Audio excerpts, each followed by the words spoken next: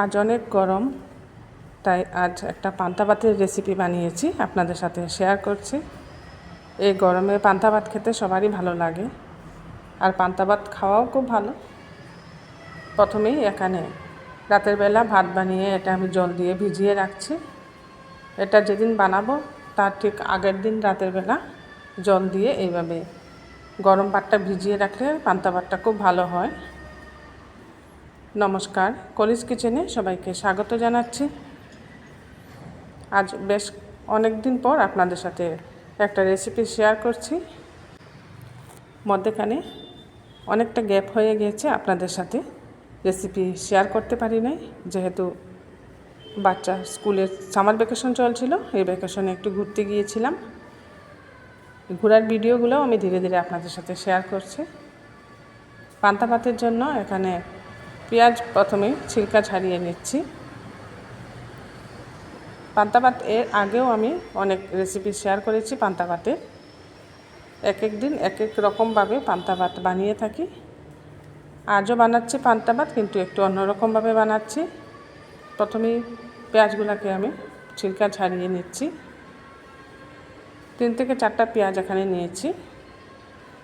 পেঁয়াজ এখানে 2-3 ভাবে আমি ব্যবহার করব এই পান্তা ভাতে। কাঁচা পেঁয়াজও থাকবে, ভাজা পেঁয়াজ, আর সাথে পেঁয়াজ পকোড়াও বানাবো। এই পেঁয়াজটা একটু বেশি নিয়েছি। আর লাগছে আলু, 2টা বড় সাইজের আলু নিয়েছি। আলুগুলার ছিলকা ছাড়িয়ে নিচ্ছি।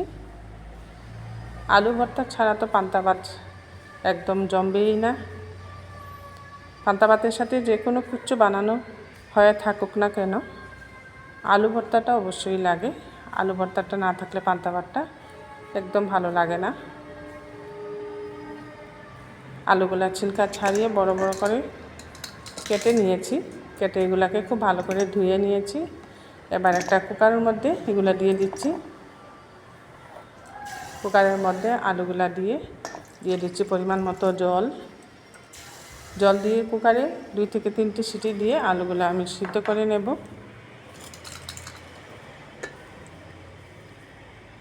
ওইদিকে পেঁয়াজ কেটে রেখেছিলাম 4টা। পেঁয়াজগুলো এখন কুচি কুচি করে কেটে নিচ্ছি।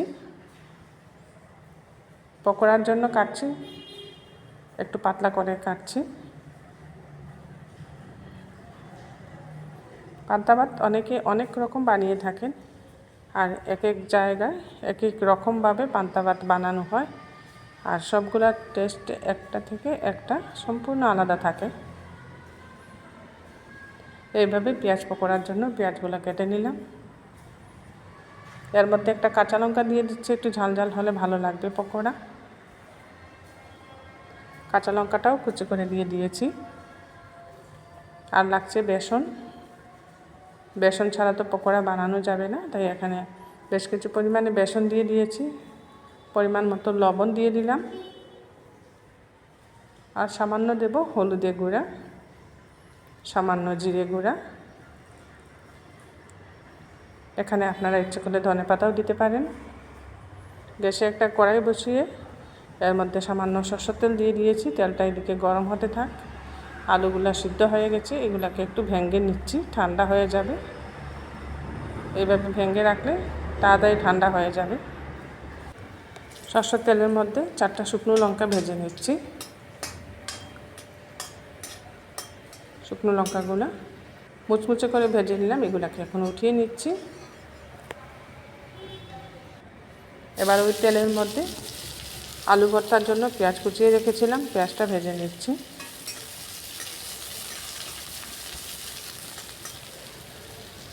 আমি এই আলু ভর্তার মধ্যে কাঁচা পেঁয়াজ দেব না, পেঁয়াজটা হালকা ভেজে দিচ্ছি। আর পেঁয়াজ ভাজার তেলটাও আমি আলু ভর্তার মধ্যে দিয়ে দেব, এতে করে টেস্টটা ভালো হবে, যেহেতু এর মধ্যে লঙ্কাটাও ভেজেছি। এবার দিয়ে দিচ্ছি সামান্য রিফাইন্ড অয়েল। রিফাইন্ড অয়েলটা গরম হতে থাক। এদিকে পরিমাণ মতো লবণ দিয়ে শুকনো লঙ্কাটা খুব ভালো করে ক্রাশ করে নিচ্ছি। যখনই শুকনো লঙ্কা ক্রাশ করবেন লবণ দিয়ে করবেন, খুব সুন্দরভাবে ক্রাশ হয়ে যায়। আলু ভর্তার উপর শুকনো লঙ্কাটাও দিয়ে দিলাম। আর ওইদিকে পকোড়ার জন্য পেঁয়াজটাকে মেখে পকোড়া বানিয়ে নিচ্ছি। পকোড়াগুলো মুচমুচে করে ভাজবো। উল্টে পাল্টে লাল লাল করে ভেজে নিচ্ছি এগুলোকে।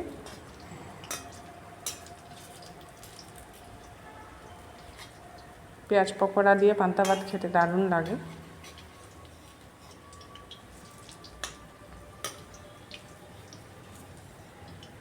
বারবার উল্টে পাল্টে এগুলোকে একটু মুচমুচে করতে হবে, তবেই ভালো হবে।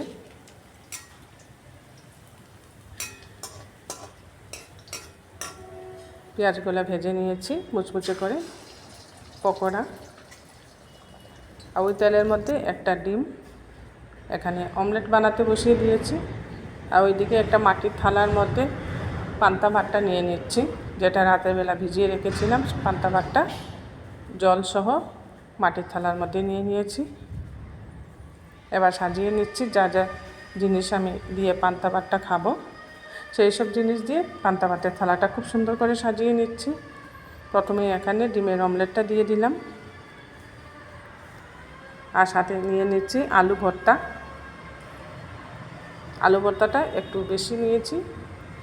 সাথে দিয়ে দিচ্ছি কাঁচা পেঁয়াজ, কাঁচা লঙ্কা, লেবু, আর নিয়ে নিচ্ছি পেঁয়াজ পকোড়া। খুব সুন্দরভাবে সাজিয়ে নিলাম পান্তা ভাতের এই প্লেটটা। আমার এই রেসিপিটা ভালো লাগলে একটা লাইক করে দিবেন। অবশ্যই আত্মীয়স্বজন বন্ধুবান্ধব সবার সাথে শেয়ার করবেন। আর যারা ফেসবুক থেকে দেখছেন, ফেসবুক পেজটা ফলো করে নেবেন।